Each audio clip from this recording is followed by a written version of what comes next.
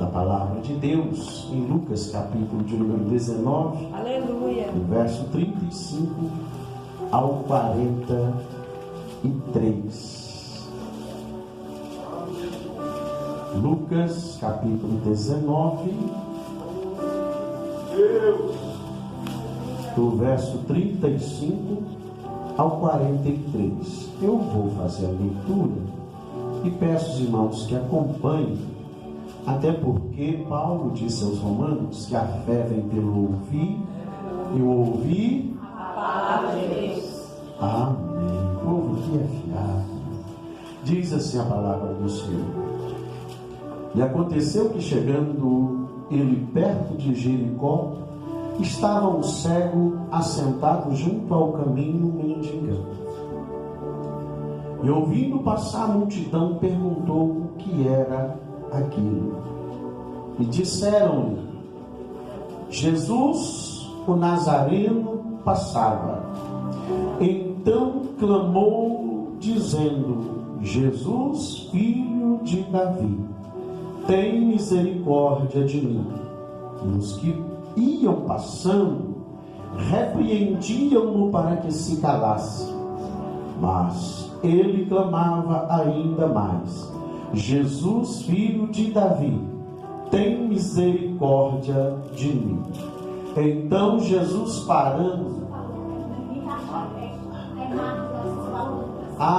me perdoa, muito obrigado. Vocês poderiam situar também Marcos 10, 32, mas nós vamos ler em Lucas mesmo, viu?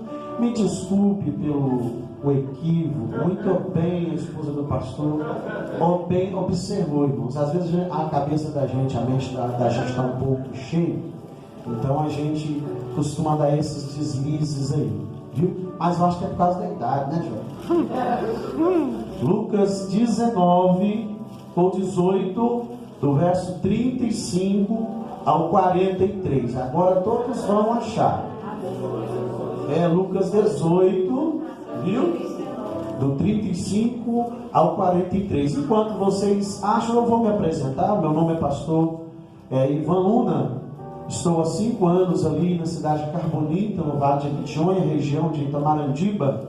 Mas já sirvo ao Senhor há 30 anos e tenho ao meu lado a mulher mais linda deste mundo, a qual nós temos 27 anos que estamos juntos, e deste relacionamento eu tenho 3 filhas, uma de 26, uma de 12 para 13 e uma que vai fazer 3 anos, e são bênçãos do Senhor. Espero eu um dia poder trazê-las aqui para elas também cultuar ao Senhor junto com vocês, já que nós estamos com um projeto de estarmos retornando. Eu sou de Belo Horizonte, mas vamos estar passando um período ali na ilha do Mangabal, quem sabe até Jesus voltar, né?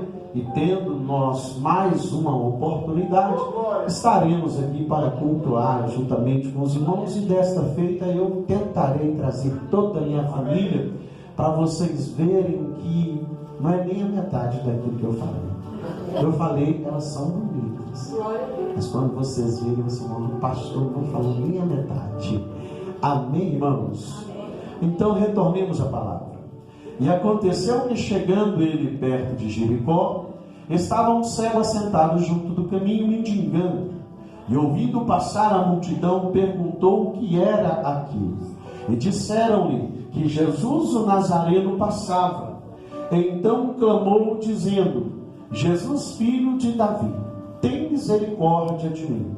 E os que iam passando repreendiam-no para que se calasse, mas dizendo: o que queres que eu te faça?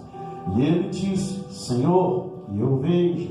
E Jesus lhe disse: vê, a tua fé te salvou. E logo viu e seguia glorificando a Deus. E todo o povo, vendo isso, dava louvores a Deus. Amém, irmãos? Podeis assentar, tomar seus assentos, aqueles que podem. E nesta noite, nós vamos falar um pouco, ministrar o seu coração sobre esse texto que agora acabamos de ler. Como hoje é bem sabido que é culto de missões, nós vamos falar da maior responsabilidade da igreja, que é levar boas novas de salvação para aqueles que ainda não têm o privilégio de serem salvos. E a maior boa nova de salvação se chama Jesus Cristo. Então o tema central desta mensagem não é outro senão Jesus Cristo, porque é Ele que pode, é Ele que tem, é Ele que é. Paulo, cantando o hino de adoração a Ele em Romanos capítulo de número 11, do 33 ao 36, ele disse, finalizando o hino, ele disse, porque dele, por Ele e para Ele são todas as coisas. E a minha maior certeza é que enquanto falamos dele, Ele se faz presente, porque foi Ele mesmo quem disse que aonde houver 2 ou 3 reunidos em meu nome, ali estarei. Tem alguém aqui que veio se reunir no nome dele? Tem alguém que faz isso com sua mão? Opa, não tem só 3 não, tem mais, né, irmãos? Então Jesus está aqui, sim ou não? Sim. E Ele pode gerar um milagre na sua vida. Ele é o mais interessado em te abençoar. Entremos no texto. A palavra do que nós acabamos de ler vai retratar a história de alguém, porque toda história existe uma história dentro de uma história. A história aqui vai falar sobre um cego. Lá no livro de Marcos, capítulo de número 10, tem muita gente que confunde e que pensa que o nome daquele cego era Bartimeu. Se você ver lá, vai estar escrito em Marcos, essa palavra Bartimeu, que do grego Bar significa filho, e Timeu, o nome do pai dele, ou seja, filho de Timeu. E quem era esse Timeu? A história vai dizer que Timeu, ele era um general do exército de Israel. Um homem poderoso em palavras, um homem poderoso em honra, ao ponto de galgar uma posição de general. Por certo, tinha uma vida boa, tinha uma vida regalada, uma boa condição. Alguém aqui já parou para pensar o que seria? Vamos trazer para os dias de hoje o que seria um salário de um general? Porque de um soldado é pelo menos 4 mil reais, 4 mil aqui 500 até mais. Soldado, que é a classe mais baixa, aí vai subindo, cabo, sargento, primeiro, segundo, terceiro, aí vai tenente, coronel, capitão, major, general, que é o mais alto patamar na hierarquia militar. Então esse homem, ele era general e conquistou uma fama, porque Deus usava muito e ele adquiriu uma fama muito grande.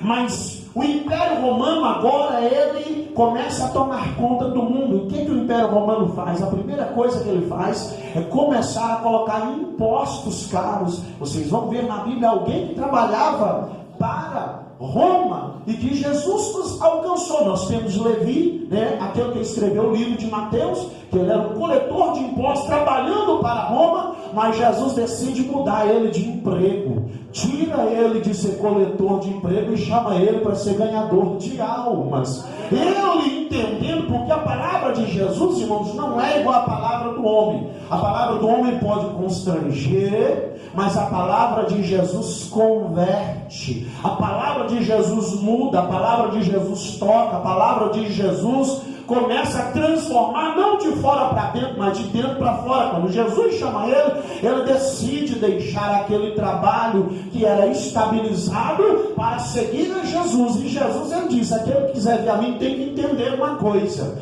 que até as aves têm ninho, o lobo tem os seus covis, mas o Filho do Homem não tem nem aonde reclinar a cabeça. Jesus está dizendo, você deixar o que deixar para seguir a mim, saiba de uma coisa, não será fácil, não será de qualquer maneira, mas tenha certeza que no final de tudo há recompensa. Foi falado aqui que nós devemos ser firmes, constantes, sempre abundantes na obra do Senhor, porque o nosso trabalho não é vão. Então Jesus chama Levi. Levi, quando ele está indo, chama o seu patrão. Provavelmente Isaac, ele diz, olha, eu estou abrindo mão do meu emprego aqui para mim ir para outro emprego, para servir a um outro senhor. E ele pergunta, quem é E Levi já começa a levar boas novas. Ele começa a dizer: é Jesus. Esse Jesus ele cura, esse Jesus ele liberta, esse Jesus ele transforma, esse Jesus levanta paralítico, esse Jesus até dá vida a quem morre.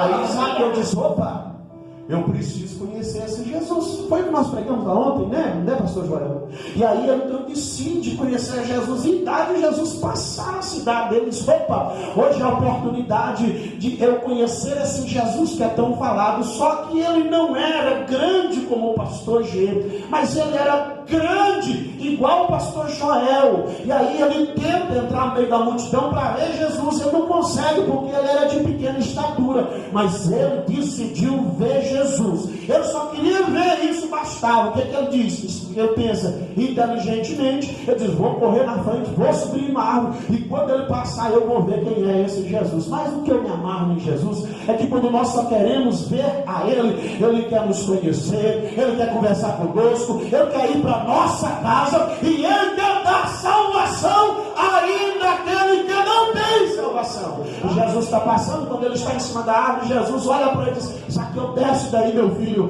porque hoje me convém pousar na tua casa, hoje eu vou dormir lá na tua casa. Zaqueu desce feliz, recebe Jesus, vai para a tua casa, leva Jesus, e naquele dia ele foi transformado, naquele dia ele foi alcançado, porque a presença de Jesus gera transformação e mudança na vida dos seres humanos, e gera um poder na vida daqueles que o recebem. Eu digo isso por experiência própria. Um menino que era rock, heavy metal, um menino que era só drogas e bebida, que não gostava de crente. Se eu fosse passar numa rua e tivesse uma igreja, eu mudava para outra rua para não passar na rua dos crentes. Mas não adianta, irmãos, quando Jesus tem um mistério, ele diz igual falou, como Paulo diz aqui, duro. Não adianta querer, como Paulo, o Senhor falou com Paulo, né? E Paulo agora fala para a igreja. Paulo, Deus disse assim: duro é para te recalcitrar contra os meus aguilhões. O irmão falou que quem é aguilhão mesmo? O irmão falou que ferrão. Quando você quer que um animal vai para um lugar determinado, você vai, ó, até que ele vai, né? Aí foi lido o texto: o aguilhão do pecado. O aguilhão é o pecado. O pecado que te guiava para onde ele queria. Quando você não queria, ele lá e te espetava. Mas quando Jesus chega, Jesus vai, pega o aguilhão, arrepende o aguilhão, diz: agora você não vai mais seguir da maneira que o pecado quer. Agora você vai seguir a mim. Pronto, acabou. E assim Jesus fez comigo, irmãos. Eu contei um pouquinho do meu testemunho lá, que quando eu fui para a igreja, aí Deus usou uma profeta para falar que eu ia ser pastor. Eu falei assim: essa profeta errou de endereço. Eu não tenho vontade de ser pastor, eu não tenho jeito de ser pastor, eu sou meio tímido, eu não vou saber falar igual o pastor. E tem mais, usar essas roupas de velho. Mas quando Jesus tem um propósito, irmão, eu aprendo uma coisa: Jesus não erra de endereço. Aí, pastor, já dirigi mais de 30 igrejas, já passei em vários lugares: Belo Horizonte, Corveiro, Rio de Janeiro, Campinas, divisa com o Paraná. Voltei para Belo Horizonte, agora lá no Vale de Quintuim, e eu estou naquele texto que João disse, que Jesus disse lá em João 3: o vento assopra, não sabe de onde vem, assim é todo aquele que é guiado pelo Espírito. Então, irmãos, quando Jesus quer fazer, ele faz e pronto, e acabou. Não adianta a gente dizer: não, assim é do jeito dele dar certo. Tá? Vamos lá para dentro do texto. Esse Timeu, ele era um homem valoroso, ele conquistou muita coisa, mas chega o Império Romano e começa a confiscar, começa a cobrar juros altos. Timeu se revolta, porque o Império Romano toma todo o seu dinheiro, toda a sua riqueza, e aquele jovem que era rico, que tinha de tudo, agora fica pobre. Só que Timeu se revolta e começa a saquear o exército romano, enquanto eles iam pegar dinheiro. E o Império Romano descobre que Timeu é que faz isso. Então eles procuram e acham o general Timeu, crente de Israel, e pegam ele, matam ele. E é costume no meio do povo, quando se matava alguém influente, tinha que matar toda a sua família, ou deixar deficiente para que servisse de exemplo para todos os que quisessem se levantar contra o império. Então eles matam Timeu, pegam seu filho, não cega, a história vai dizer que arrancam seus olhos, o seu globo ocular, de maneira que ele fica com 2 furos na face e não tem olhos. A partir daí, a história vai dizer que ele passa, além de ser cego, ele passa a mendigar, ele está à beira do caminho. E ele estando à beira do caminho, o texto começa assim: aconteceu que chegando ele perto de Jericó, estava um cego assentado junto do caminho, mendigando.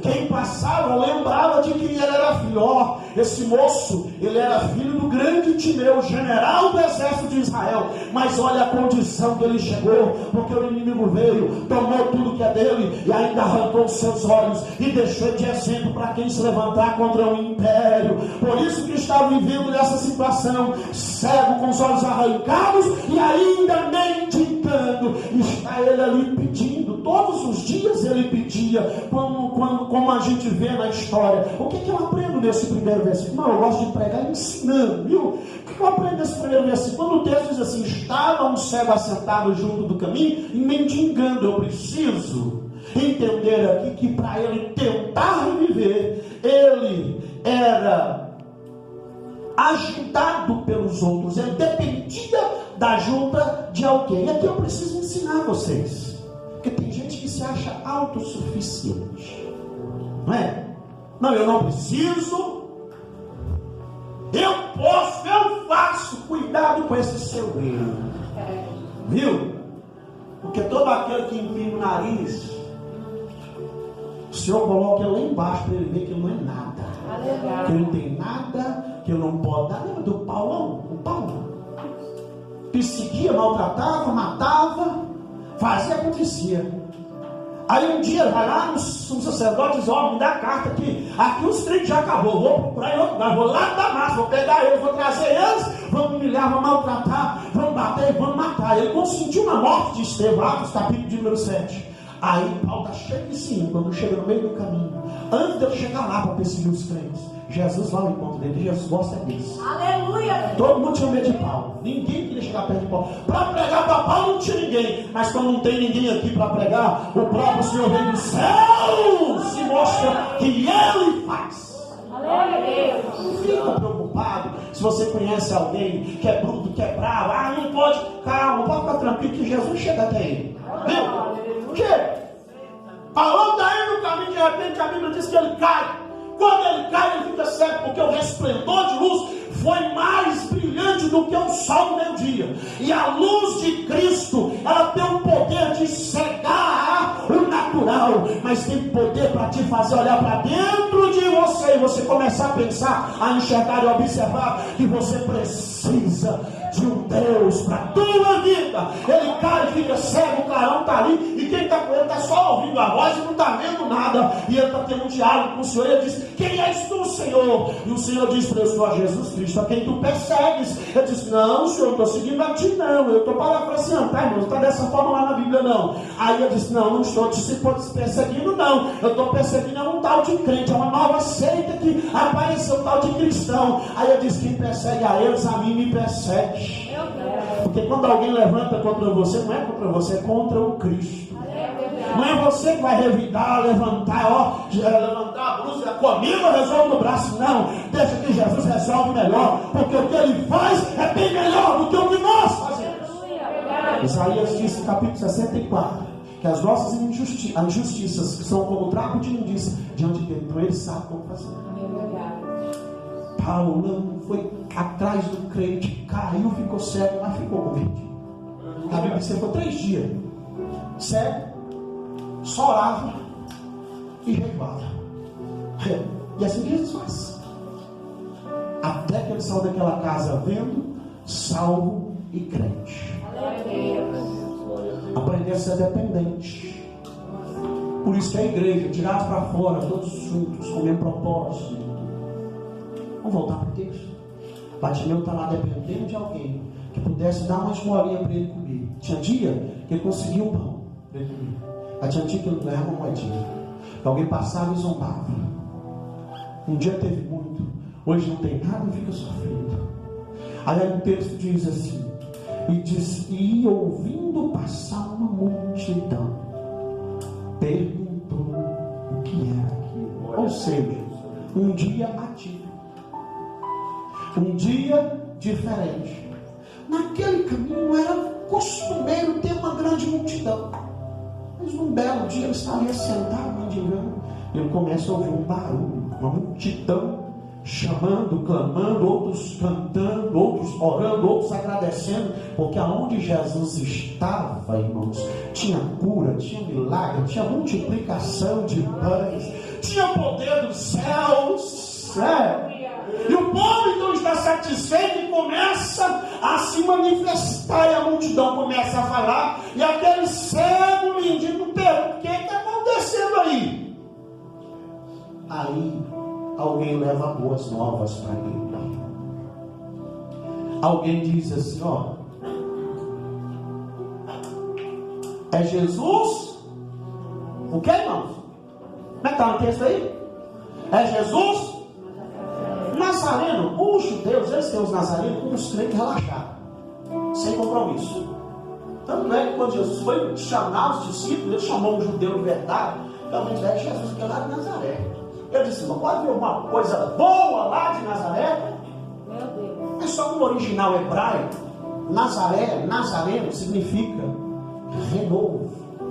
Isaías profetizou sobre isso, dizendo: da raiz de Jessé brotará um renovo, e as suas raízes frutificará. Então não estava passando ali qualquer um, estava passando ali alguém que poderia fazer brotar, alguém que poderia fazer frutificar. Não, você ainda não entendeu. Eu estou dizendo para você que aquele Jesus Nazareno, aquele que faz brotar, aquele que faz produzir, aquele que faz frutificar, ele está aqui, ele pode fazer algo diferente da tua vida.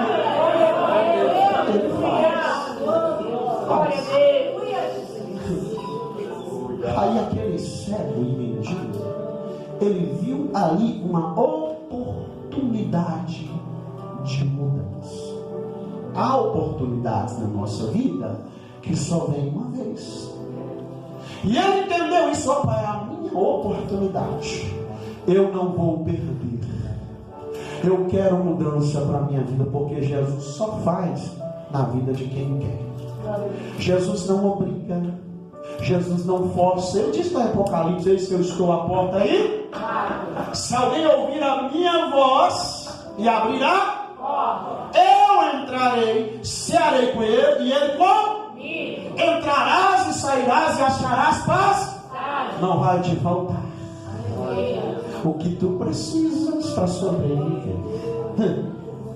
Aí Jesus está passando, o cego está ouvindo, ele percebe a oportunidade. O que está acontecendo aí? Alguém diz: é Jesus o Nazareno que está passando. Aí ele vê uma oportunidade de mudança divina. O que ele faz, irmãos? Ele começa a grita. A minha Bíblia diz: e clamou, quer dizer, gritar em voz alta. Aí você já viu que tem pessoas: não sei para que é isso. Esses crentes ficam gritando: o Senhor é surdo. Ô irmão, é quem sabe, quem tem necessidade, é quem sabe como ele quer falar com Deus. Não é?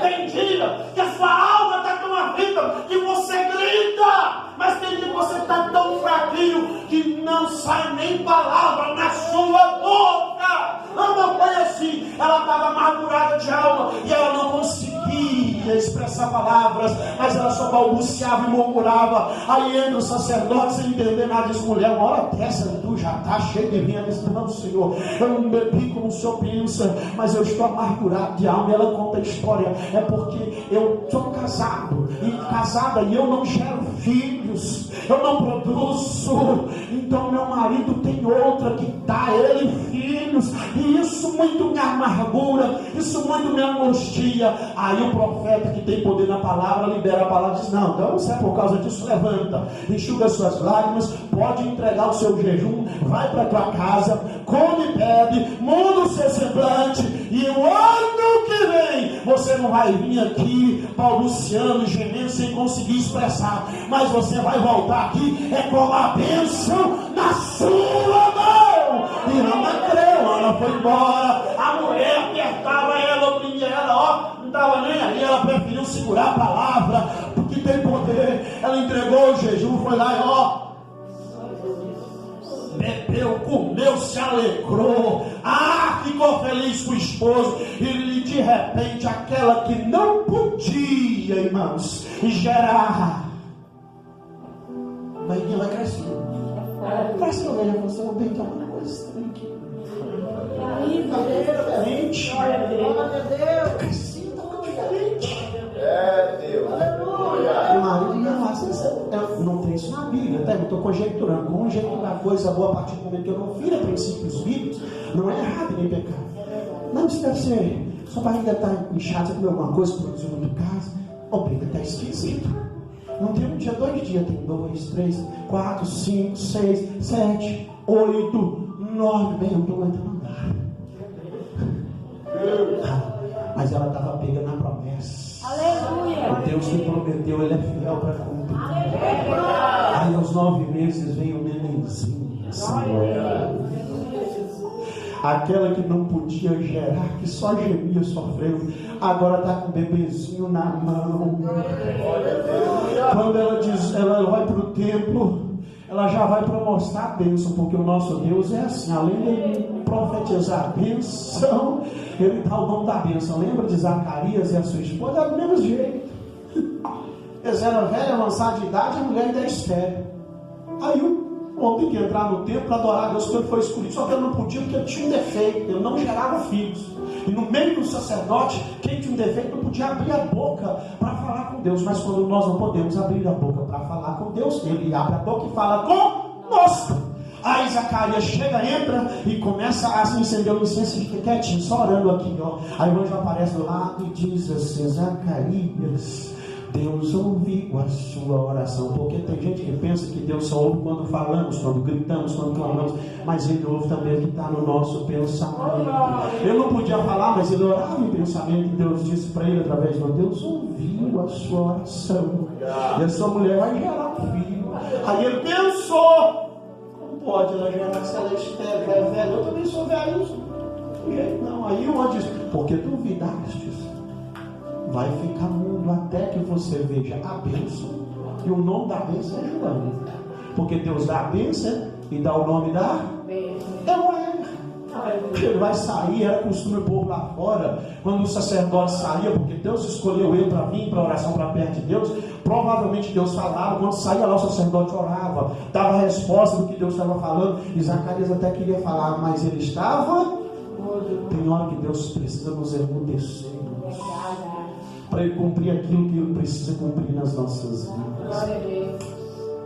Zacarias vai para casa, imagina, eu costumo brincar, mas imagina chegar em casa, mulher bem curiosa, sim ou não, irmãos?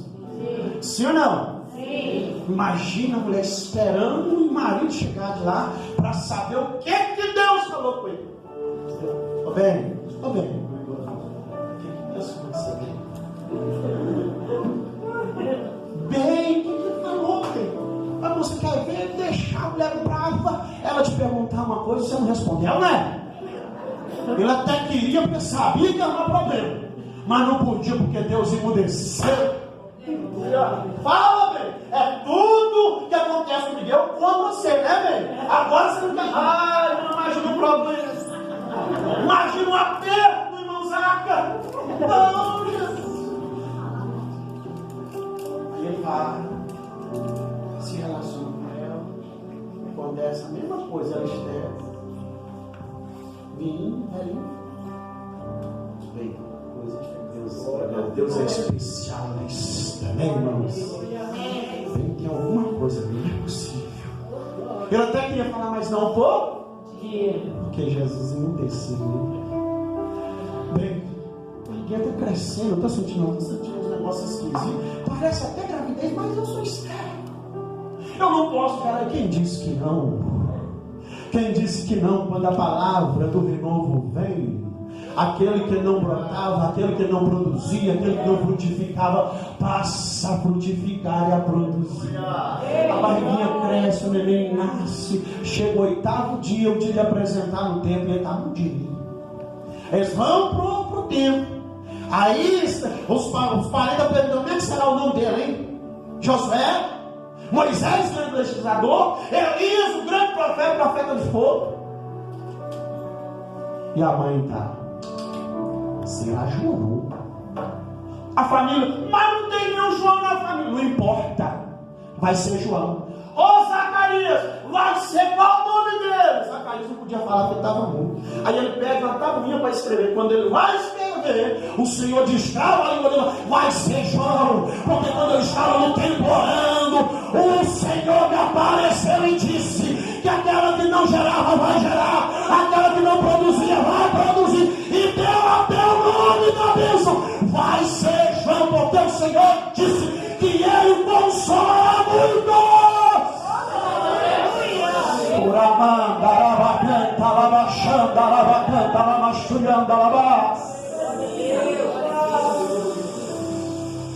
Deus está te dando mais uma oportunidade de ouvir a voz dele,